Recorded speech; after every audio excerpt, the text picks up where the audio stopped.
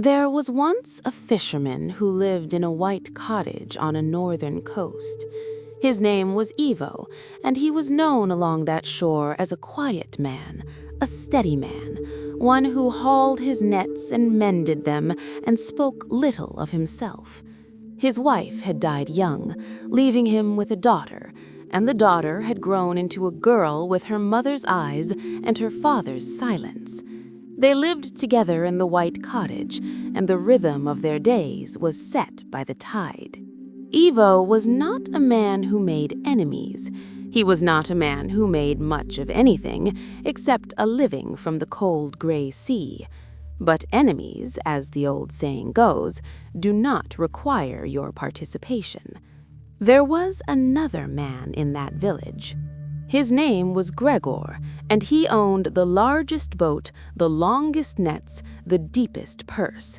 He was not cruel, not exactly, but he was the sort of man who believed that the world belonged to those bold enough to take it.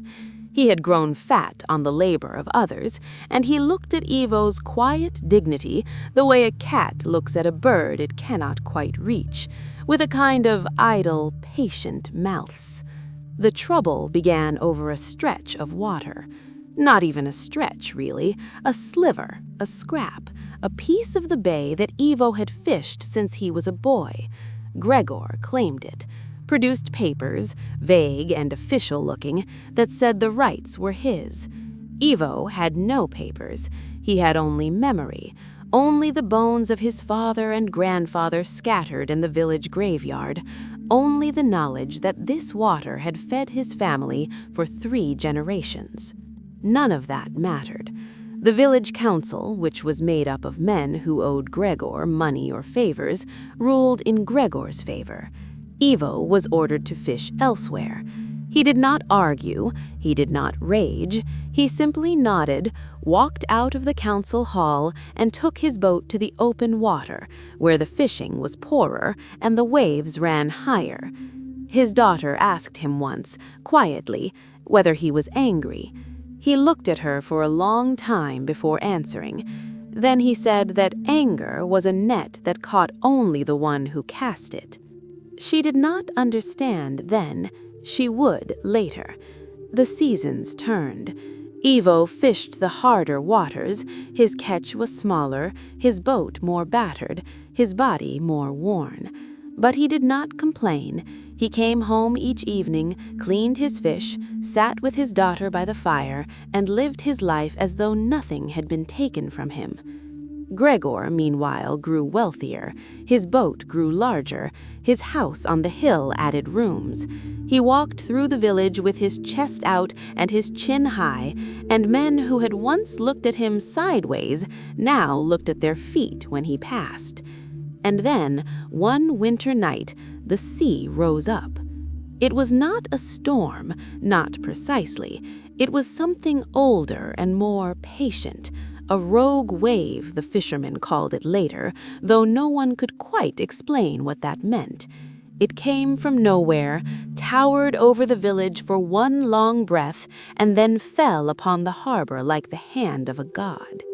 Gregor's great boat, the pride of the village, was lifted from its moorings and smashed against the rocks like a child's toy.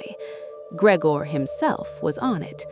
They found his body 3 days later, washed up on a beach he had never owned, his fine clothes torn, his fat face slack and empty.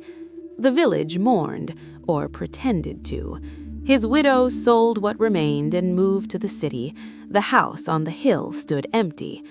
Ivo heard the news while mending his nets. He did not smile. He did not say that justice had been done. He simply nodded, the way he had nodded at the council, and went back to his work. His daughter watched him. She was older now, old enough to remember the stolen water, the stolen years, the way her father had come home each night with colder hands and emptier nets. She waited for him to say something. He said nothing. But the sea, it seemed, was not finished. The next spring, a stranger came to the village. He was a lean man, weathered, with eyes the color of the deep water and hands that looked like they had pulled many nets. He walked through the village asking questions about the storm, about the boat, about Gregor.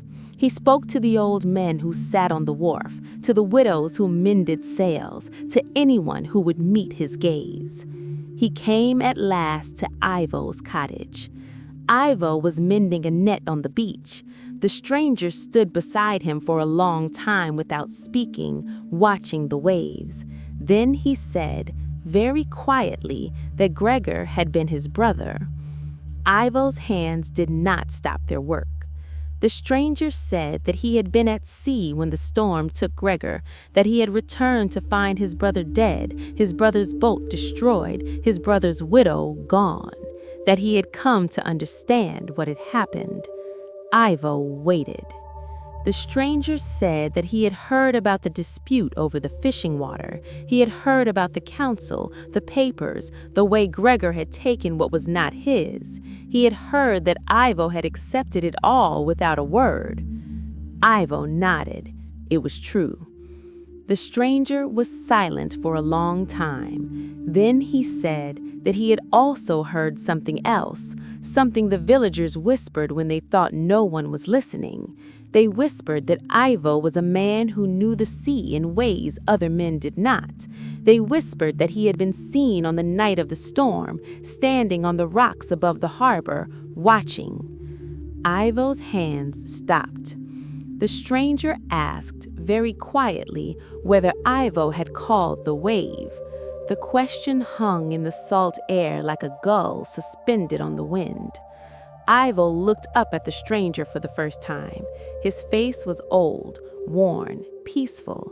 His eyes held no fear, no guilt, no defiance. They held only the same patient depth they had always held.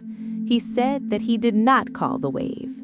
The stranger's jaw tightened. He said that was not what he had asked. Ivo looked back at his net. He said that he had stood on the rocks that night, yes. He had watched the storm gather. He had seen the wave form on the horizon, dark and patient, and he had known what it would do. He had known which boat lay in its path. He had done nothing. He had simply stood there, on the rocks where his father had taught him to fish, and watched the wave take the boat that had taken everything from him. He had not lifted a hand. He had not shouted a warning. He had simply watched. The stranger's face went white. His hands, those net-hauling hands, curled into fists. He asked Ivo whether he understood what he was admitting. He said that he was admitting nothing. He was telling a truth. There was a difference. The stranger asked whether Ivo knew that he could kill him where he stood, that no one would blame him, that the village would understand. Ivo looked at him then, and his eyes held something that might have been pity. He said that he knew. He said that the stranger could kill him, and perhaps he should, but before he did, he should consider one thing. The stranger waited. Ivo said that revenge was a wave. It rose up, dark and patient, and it destroyed everything in its path, including the one who wrote it. He had watched such a wave once. He had not called it, but he had let it come, and he had lived with that knowledge every day since. He asked the stranger whether he wanted to live with the same knowledge. The stranger stood on the beach for a long time. The waves came and went. The gulls cried and fell silent. The sun moved across the sky and began its long slide toward the sea. Finally, without a word, the stranger turned and walked away. He did not look back. Ivo watched him go. Then he picked up his net and went back to mending. That evening, Ivo sat with his daughter by the fire. She asked him who the stranger had been. He told her. She asked him what they had spoken of. He told her that too. Everything, every word, every silence. When he finished, she was quiet for a long time. Then she asked him whether he regretted it, standing on the rocks, watching, doing nothing. Ivo looked into the fire. He said that he regretted many things. He regretted that his wife had died young. He regretted that his daughter had grown up without a mother. He regretted that he had let a man like Grether take something that belonged to his family. But he did not regret standing on the rocks. He did not regret watching. He did not regret letting the sea do what the sea would do. His daughter asked him why. He said that regret was like salt in a wound. It preserved the hurt, kept it from healing. He had chosen long ago to let his wounds heal, even the ones that left scars. She sat with that for a while. Then she asked him one more question. She asked whether he thought the stranger would come back. He shook his head. He said that the stranger had come looking for revenge and found something else instead. He did not know what that something was, forgiveness maybe, or understanding, or simply the weight of a choice he had not expected to make. But whatever it was, it had been enough. The stranger would not return. Years passed. Ivo grew old. His hands grew stiff. His nets grew heavy. His trips to sea grew shorter. His daughter married a fisherman from a village down the coast. She had children, and the children had children, and sometimes, in the summers, they came to visit the old man in the white cottage. He taught them to mend nets. He taught them to read the sky and the waves. He taught them that the sea gave and the sea took, and that a wise person learned to accept both without bitterness. He never told them about the night he stood on the rocks, but sometimes, when the wind blew from the north and the waves ran high, he would walk down to the harbor and stand at the water's edge, watching. His daughter, if she was visiting, would watch him watch, and she would remember the question she had asked him long ago by the fire. "Do you regret it?" And she would remember his answer. Ivo died on a spring morning, sitting in his chair by the window, looking out at the sea. They found him with his hands folded in his lap and his face peaceful, as though he had simply fallen asleep. They buried him in the village graveyard, beside his father and his grandfather, within sight of the water.